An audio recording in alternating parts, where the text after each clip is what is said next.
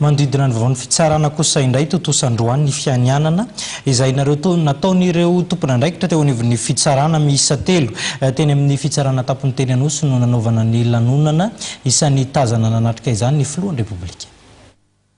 Tompon'andraikitra 3 no nantotosa ny fianianana androany teny amin'ny fitsarana tapony. Rasolo Elise izay filohan'ny fandravana, Andriambola Nirina Noël izay filohan'ny Compte-Panjakana ary Saondran'ny Lalarazafy Arantsoko komisera jeneraly amin'ny Tahirymbola Panjakana.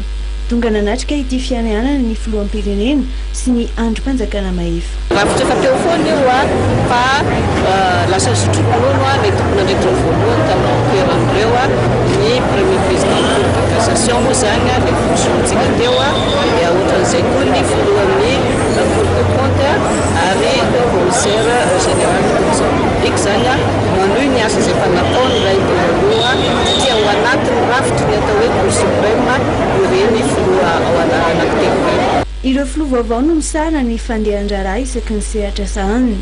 Ny fametrahana ny mangarahara amin'ny fitantanana no zava-dehibe indrindra mahakasika ny fitantanana izay. Anisan'ny fampifony misy le hoe continuité zay no atao hoe continuité ao amin'ny fitantanana misy mitombony zay fitantanana.